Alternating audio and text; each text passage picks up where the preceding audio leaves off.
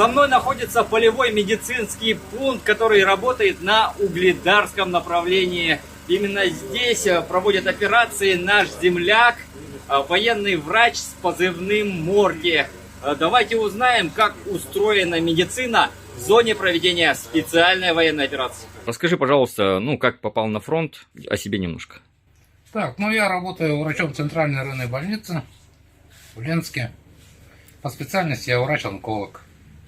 Но первичная подготовка у меня была по хирургии еще в советское время. Мы заканчивали военную кафедру, имею военно-медицинскую подготовку, прошел обучение в свое время. И когда началась специальная военная операция, и потом пошла мобилизация, меня призвали старшего сына в сентябре прошлого года. Потом в январе я принял решение тоже пойти добровольцем на фронт. На специальную военную операцию. И вот я в составе 155-й бригады морской пехоты работаю в медицинском взводе, служу. Так, работаем мы на этапе медицинской эвакуации, принимаем раненых, выезжаем за ними и, оказав первую помощь, отправляем дальше в госпиталь на лечение. Отдельные категории, легкораненые и прочее, мы лечим сами на месте. Для этого у нас есть специальный набор медикаментов. Мы полностью обеспечены в этом плане. У нас есть и инфузионная терапия, антибиотикотерапия. В общем, все, что нужно. Все, что нужно. Снабжение откуда идет? Армейское? Да, работает тыловая служба медицинского обеспечения армии. И поступает по линии гуманитарной помощи. Много медикаментов. Республика помогает в этом плане? Республика помогает, да. Неоднократно приезжали наши с опорного пункта в Ростове-на-Дону.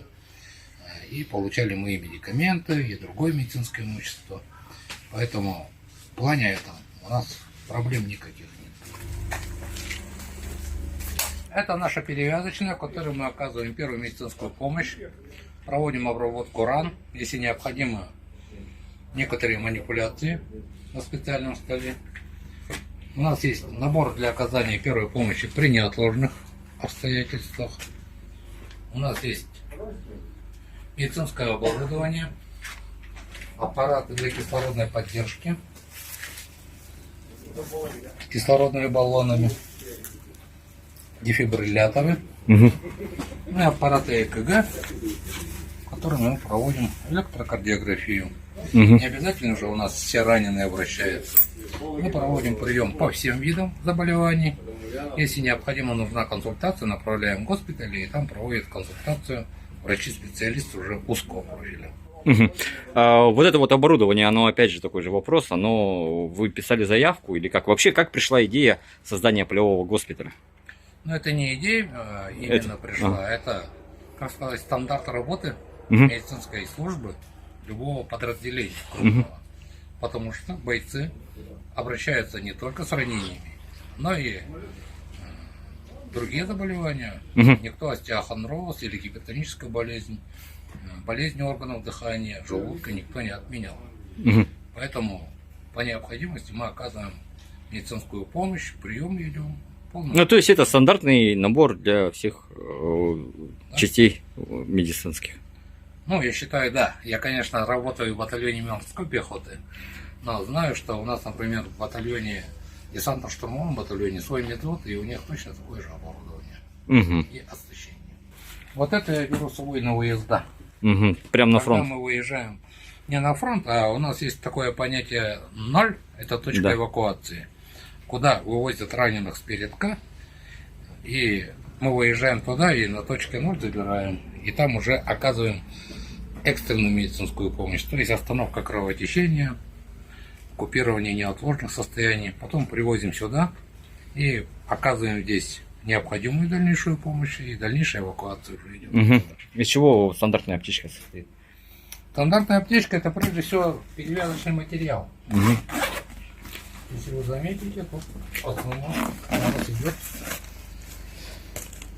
перевязочные материалы. Кроме того, тут инъекционные. Тут все у нас, видите, запаковано индивидуальными перевязочными пакетами. Ранения в основном какого типа? Так, Сейчас идет современная война, с которой раньше, может быть, и не встречались, скажем так.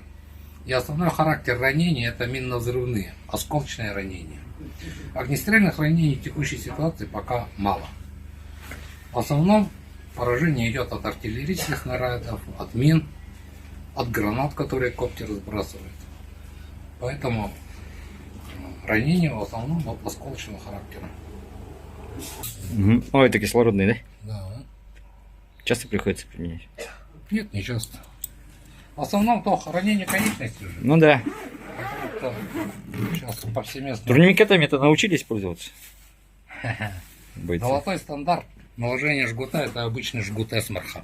Понятно. Потому что турникет, он хорош только на верхней конечности, Мгм. говоря. Мгм. Поэтому я, например, предпочитаю жгут эсмерха. Его проще наложить и Абсолютно.